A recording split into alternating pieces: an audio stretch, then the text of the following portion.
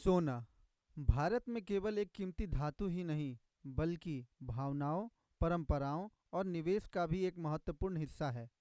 चाहे शादी विवाह हो, त्यौहार हो या फिर भविष्य के लिए बचत, हर जगह सोने का खास महत्व होता है।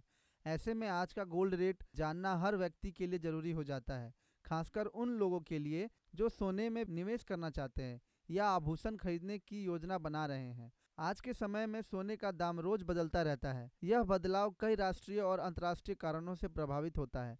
आज के गोल्ड रेट में गिरावट देखी गई है, जिससे बाजार में हलचल मच गई है। निवेशकों के लिए यह एक अवसर भी हो सकता है और चिंता का कारण भी। यह उनके निवेश के नज़रिए पर निर्भर करता है। सबसे पहले यह समझाना जरूरी है कि सोने का भाव कैसे तय होता है। भारत में सोने का रेट मुख्य रूप से अंतर्राष्ट्रीय बाजार और रुपए डॉलर के एक्सचेंज रेट पर निर्भर करता है। जब डॉलर मजबूत होता है तो सोने का दाम अक्सर गिरते हैं।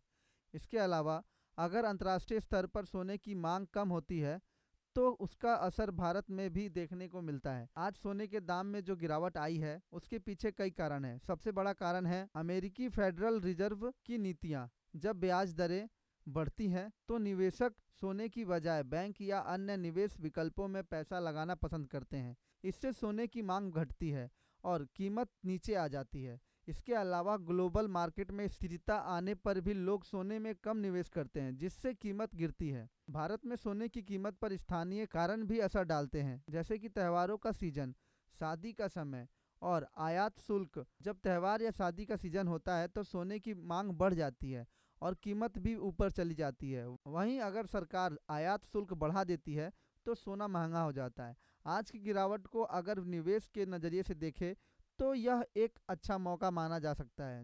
जब कीमत कम होती है तो लोग ज़्यादा मात्रा में सोना खरीद सकते हैं। खासकर लंबे समय के निवेश के लिए यह सही समय हो सकता है। हालांकि निवेश करते समय हमेशा यह ध्यान रखना चाहिए, बाजार में उतार चढ़ाव होता रहता है, इसलिए सोच समझकर ही निर्णय लेना चाहिए।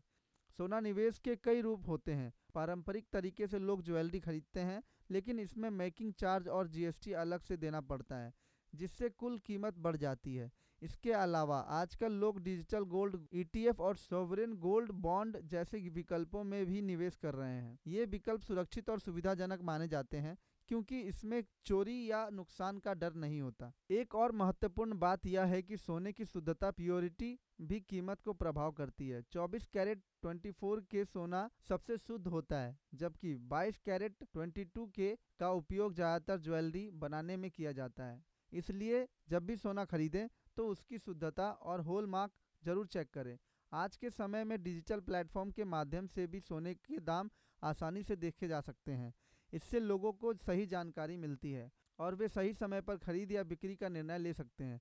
पहले जहां लोगों को ज्वेलरी दुकानों पर जाकर ही जानकारी मिलती थी, वहीं अब मोबाइल पर ही सब कुछ उपलब्ध है।